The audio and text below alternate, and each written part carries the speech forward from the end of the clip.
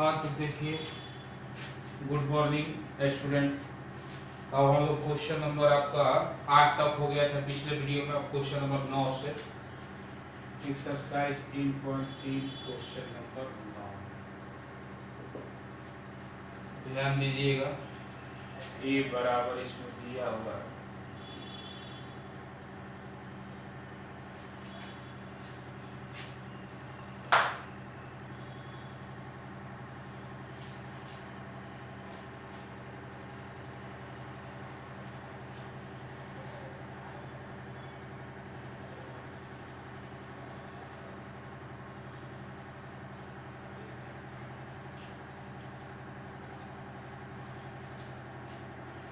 और हम लोग को निकालना है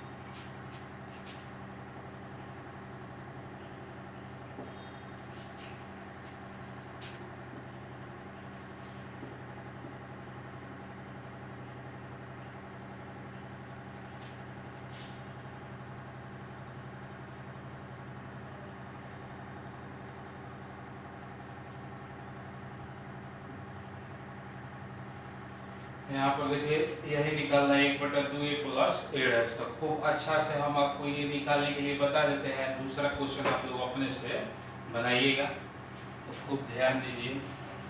1/2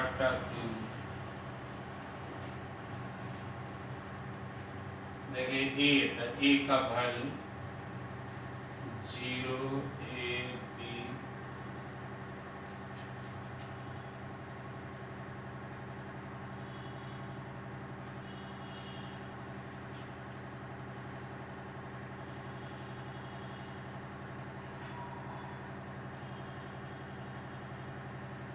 प्लस ए डैश है। ए डैश का मतलब रो से बदलेंगे कॉलम में। तो देखिए ये रो में है तो इसको लिखेंगे ऐसे कॉलम में।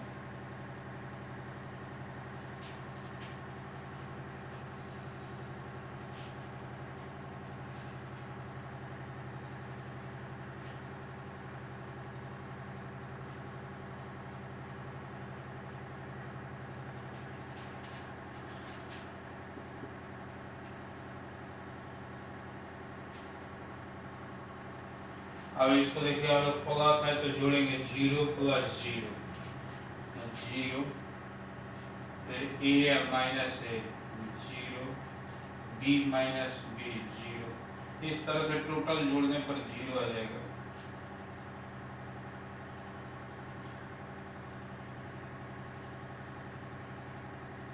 अब 1/2 से इसमें गुना कराएंगे तब टोटल आ जाएगा 0 0।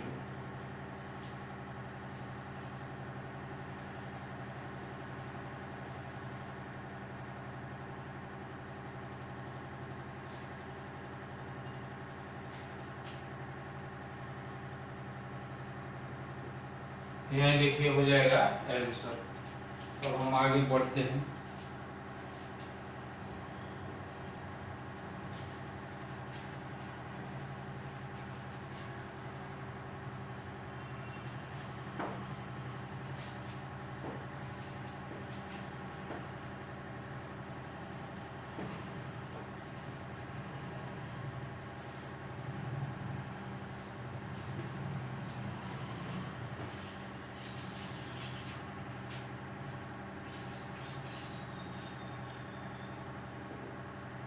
क्वेश्चन नंबर 10 आप सवाल लैंग्वेज में दिया हुआ है, हल्का सा नोट कर लीजिएगा कि निम्नलिखित आव्यूह को सममित तथा विषम सममित आव्यूह के योगफल के रूप में लिखें। आव्यूह दिया हुआ है, उसको सममित और विषम सममित के योगफल के रूप में लिखना है। तो इसमें देखिए 10 का पहला,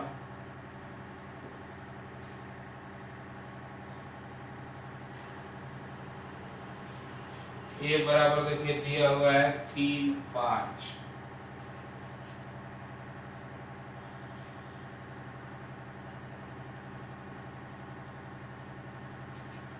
अब खूब आप ध्यान से देखिए, इसको इस सवाल को बनाने के लिए हम लोग सबसे पहले ए डैश निकालेंगे।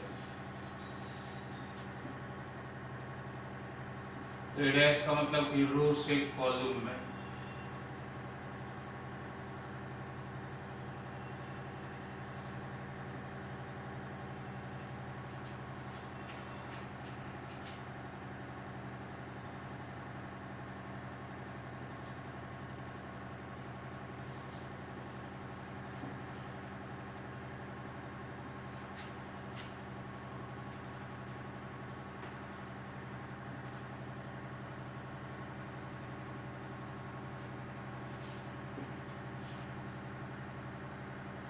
हाँ, तो यहाँ पर देखिए समझिए, ए दिया हुआ है।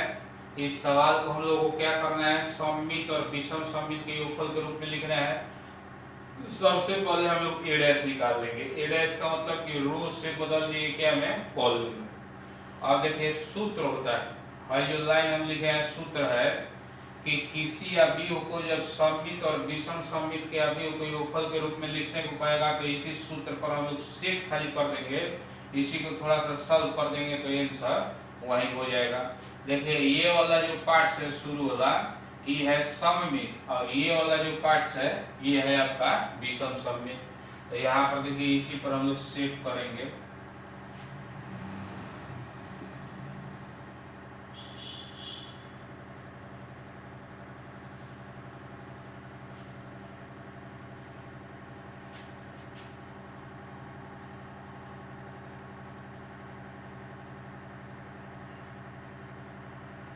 देखिए a प्लस ए डैश, तो a प्लस ए डैश का मतलब कि a का वैल्यू दिया है, ये a डैश का वैल्यू, इसको जोड़ करके लिखेंगे तो 3 3 6, फिर 5 1 6 1 5 6 -1 -1 -2। यहाँ पर देखिए a माइनस ए डैश बटा 2, तो a माइनस ए डैश, इसमें से इसको घटा के लिखेंगे, 3 में से 3 घटेगा 0, 5 में से घटेगा 4, 1 -5 -4 -1 तो ये हो जाएगा 0। अब इसको आप इसमें 2 से भाग दीजिएगा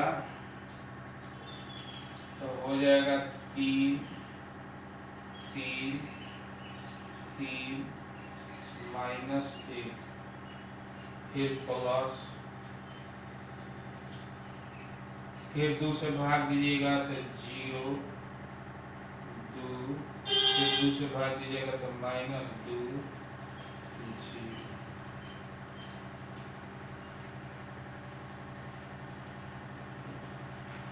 इस तरह से हम लोगों का ये जो 2 पार्ट में बट गया, तो ये हो गया सममित और ये हो गया विषम सममित।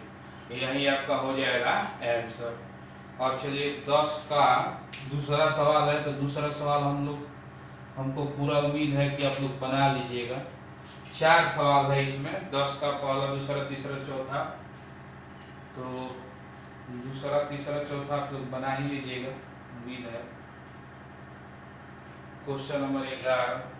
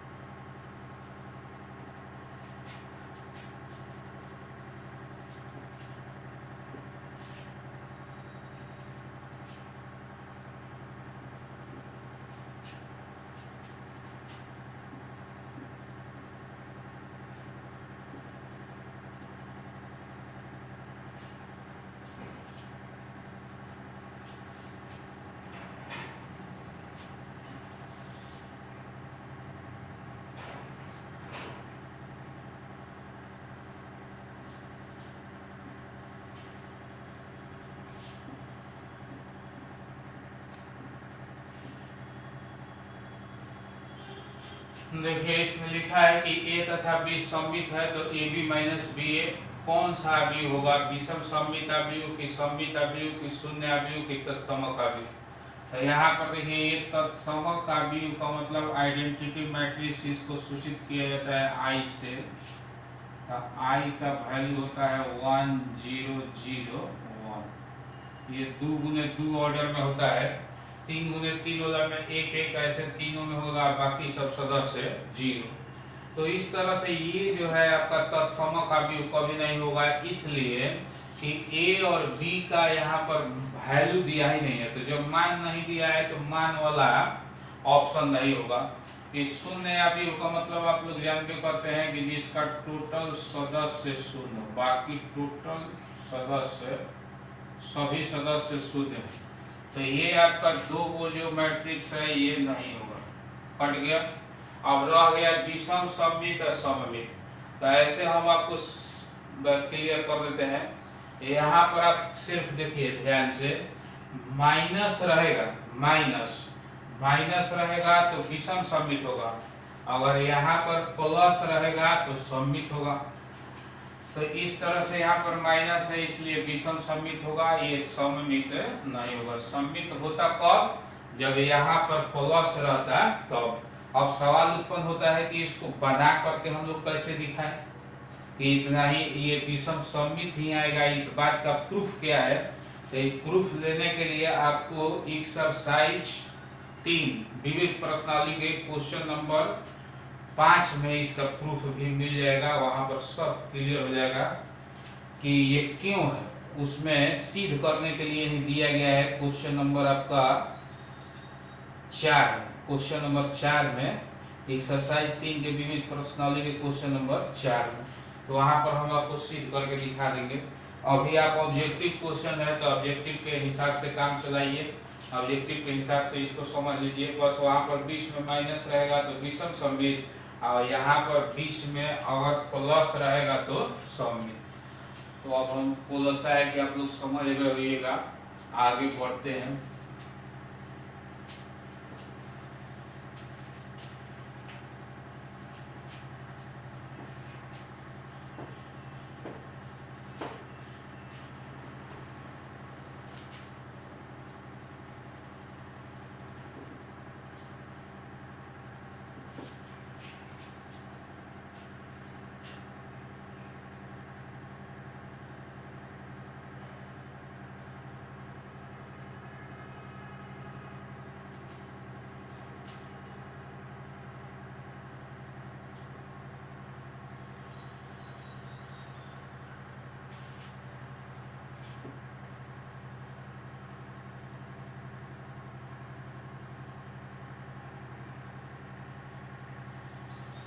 देखिए ए का वैल्यू दिया हुआ है, फिर इसके साथ दिया हुआ है ए प्लस ए डैश।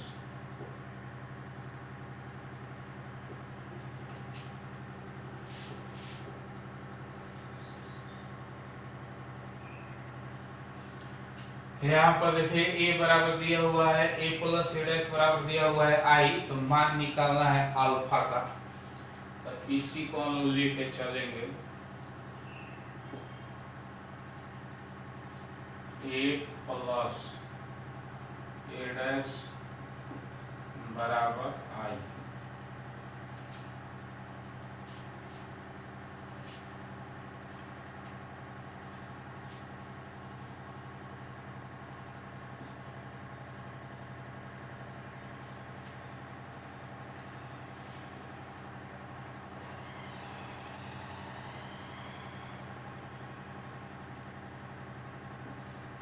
देखिए ए है तो ए का वैल्यू लिख दिया। अब ए डैश, तो ए डैश का मतलब कि रो से कॉलम में।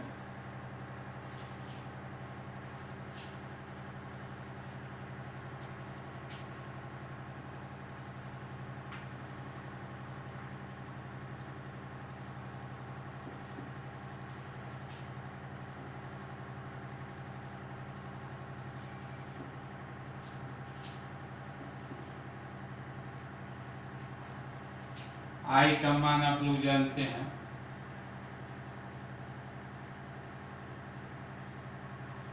आई का मान मुख्य विकर्ण 1 बाकी सब 0। अब यहाँ पर देखिए जोड़ेंगे cos अल्फा cos अल्फा,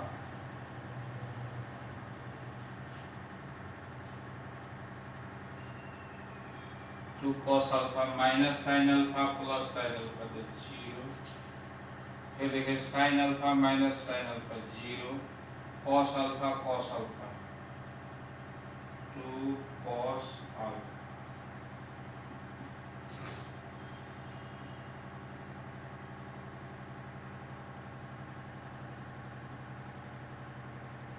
अब बताइए 2 cos अल्फा है, 2 cos अल्फा के जगह पर यहाँ पर 1 है तो इसको लेंगे, इसलिए 2 cos अल्फा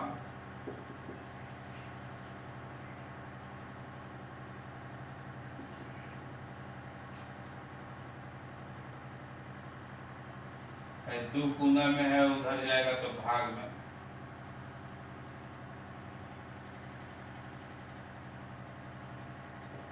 एक बटा 2 का मतलब cos 60 डिग्री। अब इसलिए अल्फा बराबर 60 डिग्री, 60 डिग्री को रेडियन में बदलेंगे तो पाई बटा 3, यही हो जाएगा आंसर। तो धन्यवाद। इस तरह से हम लोग एक्सरसाइज 3.3 जो है समाप्त हो गया। ठीक है।